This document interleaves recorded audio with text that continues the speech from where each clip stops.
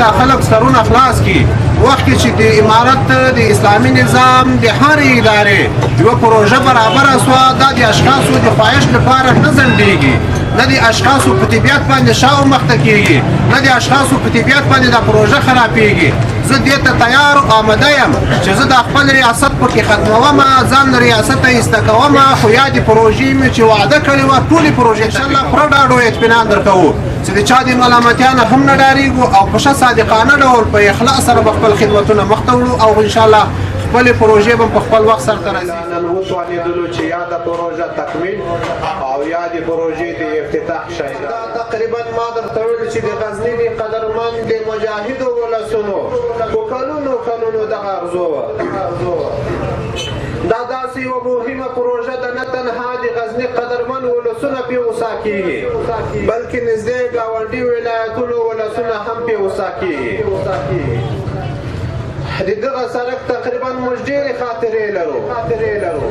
داسې هم پېښ شوي دي چې د موږ او تاسو مریضان په ځای د دې چې شفاخانې ته ورسېږي په دغه لار کې به هغوی خپل ژوند له لاسه ورکاوه. هغوی پروژو کې یوه همدا د شفاخانې پروژه وه.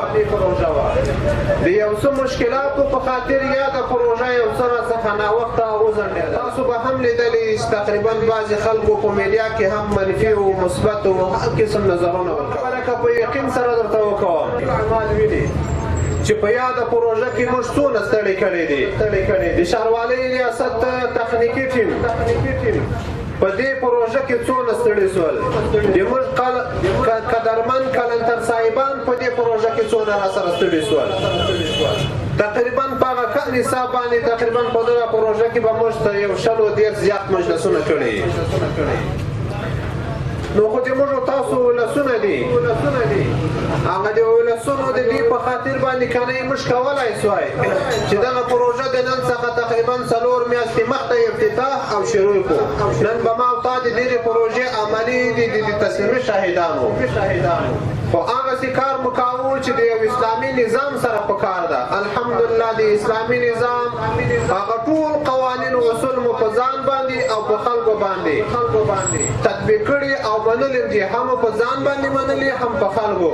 د هغه نه وروسته الحمدلله وتوانېدو چې یاده پروژه نن عملا موږ تاسو افتتاح کړو. خو د تاسو نه ډېره همکاري غواړم د خپل یو دکان په خاطر، د خپل یوې ټاپرۍ په خاطر باندې، د خپل یوې کمکیو دواخانې په خاطر باندې، د خدای په خاطر باندې د عمومي پروژو د داسې اساسي پروژو مخالفت مه کوئ. ځکه دغه پروژې چې زه تطبیقوم جناب والي صاحب یې ولاکه روزګان ته ورسره یوسي. یو ښاروال دا پروژې یو خپل ولایت ته نه ورسره وړي. زه تاسو ته یو میلمه راغلی یم، 5 ورځې به دلته خدمت کوم، بیا به بېرته ځم. په دې پروژه الله شاهد ده چې په ټول وخت کې به یو ورځ ما موټر تېرم سي که به نه شي تېر. خو د دې قدرمنو ولسونو غم او فریاد را سره د زمې په تېرېدلو سره تقریبا په دغه 2 میاشتې 3 میاشتې د خلکو سره په ناستو په جلساتو باندې الحمدلله هم د پروژې لپاره هغه خپل ټوله بودیجه ځانګړې کړه او ونیوله تر څو پورې یاده پروژه د خپلې ښاروالۍ ریاست د خپلې داخلي بودیجې نه سرته ورسېږي. ورسره بله مهمه خبره د استملاک وه، هغه هم ښاروالۍ ریاست الحمدلله په تمامه معنا د استملاک د قانون مطابق د اشخاصو سره مجلسونه وکول تر دې پورې چې جناب والي صاحب محترم ډېره همکاري وکوله د اشخاصو سره موافقې ته ورسېدو تر څو پورې ښاروالۍ ریاست د هر سړي د هر علمي د هر ګز په مقابل کې هغه خپل بدیل ورکړي. الحمدلله یا د مراحلو یا د مسایل تقریبا د 2 میاشتو په دوران کې خلاص ول. یوه خبره باید یې حوالې کړو، اوس به عملا د یادې ساحې د تخریبو کار شروع کېږي. شاید د بعضې خلکو په ذهن کې داسې یو چا داسې ویلي چې یادې پروژې د تخریب لپاره موږ ته 1 ورځ او یا 2 ورځې راسوي. یا تقریبا د یادو خلکو د پروژې لپاره چې تقریبا تاسو ساحه تخلیه کړي او پرېږدئ تقریبا په کم حساب باندې 3 میاشتې 4 میاشتې چې مو سوی ده. د 4 میاشتو په جریان کې کې یادو خلکو ته څو وارې خبرې سوې دي، حتی چې اوس 2 جمعې د خلکو دوکانونه مورلاک شو. تقریبا د دې لپاره ایتان تعین سوي ول تر څو پورې مثلا ساحه تخلیه سي او شغالۍ کار شروع کړي. لله الحمد ساحه په سلو کې 90% تخلیه سوې ده. نور به الحمدلله عملي کارونه شروع کیږي. یوه خبره باید د خلک سرونه خلاص کړي. وخت کې چې د امارت د اسلامي نظام د هر ادارې یوه پروژه برابره سوه، دا د اشخاصو د خواهش لپاره نه ځنډېږي، نه د اشخاصو په طبیعت باندې شا و مخته کېږي، نه د اشخاصو په طبیعت باندې دا پروژه خرابېږي. زه دې ته تیار او آمده یم چې زه د خپل ریاست پکې ختموم، ځان ریاست ته ایسته کوم، خو یادې پروژې مې چې وعده کړې وه ټولې پروژې تطبیقوم. ځکه یادې پروژې چې دي د قدرمنو ولسونو لپاره د ګټې پروژې دي. یادې پروژې د قدرمنو ولسونو غوښتنه د همداسې د ولسونو.